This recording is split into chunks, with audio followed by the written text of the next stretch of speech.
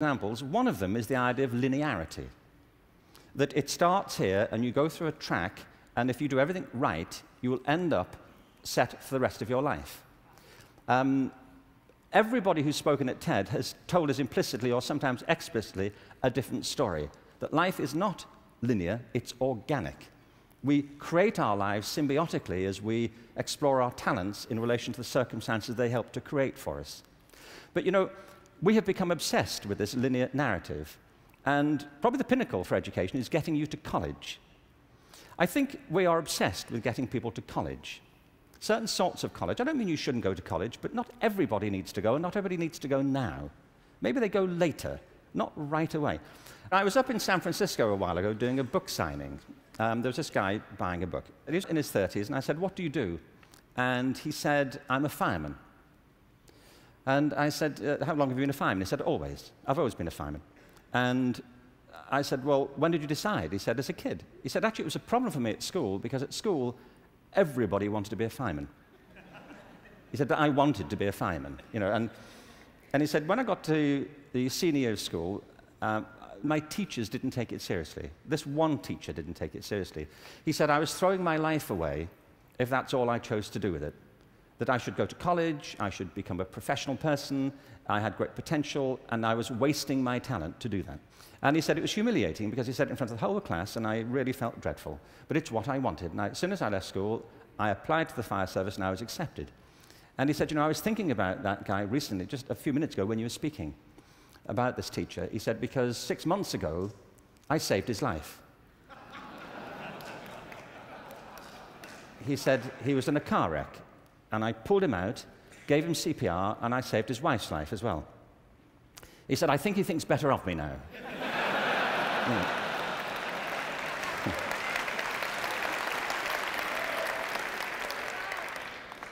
You know what I mean? Human communities depend upon a diversity of talent, not a singular conception of ability. And at the heart of our challenges, at the heart of the challenge is to reconstitute our sense of ability and of intelligence. This linearity thing is a problem. When I arrived in LA a few years, about 9 years ago, I came across a policy statement, very well intentioned, which said college begins in kindergarten. No, it doesn't. It doesn't. If we had time, I could go into this, but we don't. Kindergarten begins in kindergarten. A friend of mine once said, you know, a 3-year-old is not half a 6-year-old.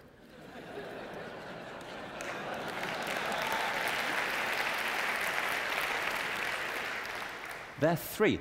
But as we just heard in this last session, there's such competition now to get into kindergarten, to get to the right kindergarten, that people are being interviewed for it at 3.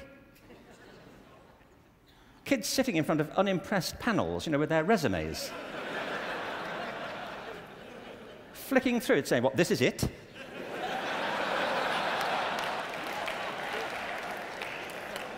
You've been around for 36 months, and this is it. You know,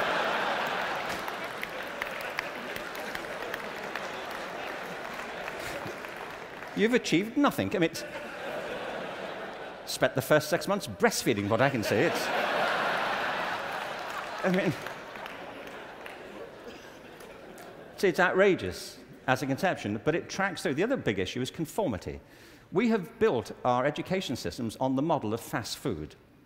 This is something Jamie Oliver talked about the other day. You know, there are 2 models of quality assurance in catering. One is fast food, where everything is standardized.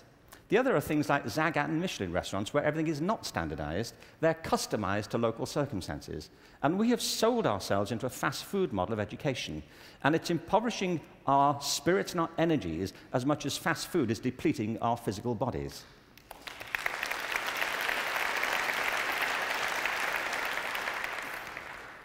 I think we have to recognize a couple of things here. One is that human talent is tremendously diverse. People have very different aptitudes. I worked out recently that I was given a guitar as a kid at about the same time that Eric Clapton got his first guitar.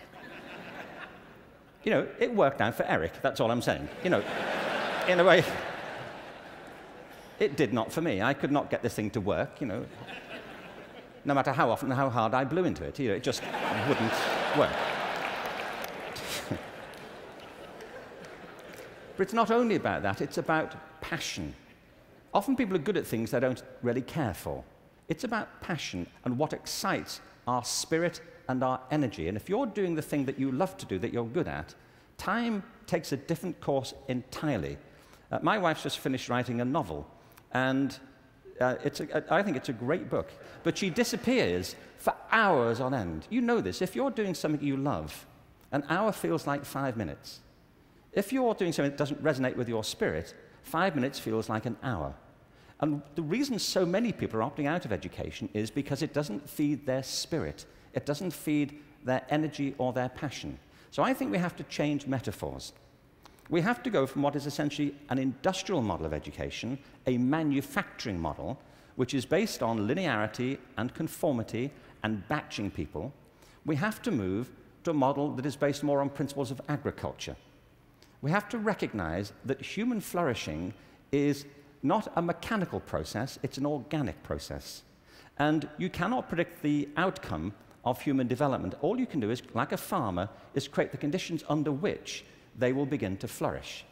So when we look at reforming education and transforming it, it isn't like cloning a system. There are great ones, like KIPS, it's a great system. There are many great models. It's about customizing them to your circumstances and personalizing education to the people you're actually teaching. And doing that, I think, is the answer to the future, because it's not about scaling a new solution. It's about creating a movement in education in which people develop their own solutions, but with external support based on a personalized curriculum. Now, in this room, there are people who represent extraordinary resources in business, in multimedia, in the internet. These technologies, combined with extraordinary talents of teachers, provide an opportunity to revolutionize education. And I urge you to get involved in it, because it's vital not just to ourselves, but to the future of our children. But we have to change from the industrial model to an agricultural model where each school can be flourishing tomorrow. That's where children experience life, or at home if that's where they choose to be educated with their families or their friends. There's been a lot of talk about dreams over the course of this few days. And I wanted just to, very quickly, I was very struck by Natalie Merchant's songs last night, recovering old poems. I wanted to read you a quick, very short poem from W.B. Yeats, who some of you may know. He wrote this to his love, Maud Gone, and he was bewailing the fact that he couldn't really give her what he thought she wanted from him. And he says, "I've got something else, but it may not be for you." He says this: "Had I the heavens embroidered cloths, enwrought with gold and silver light, of blue and the dim and the dark cloths, of night and light and the half-light, I would spread the cloths under your feet. But I, being poor, have only my dreams. I have spread my dreams under your feet. Tread softly, because you tread on my dreams. And every day, everywhere, our children spread their dreams beneath our feet. And we should tread softly." Thank you. Thank you very much.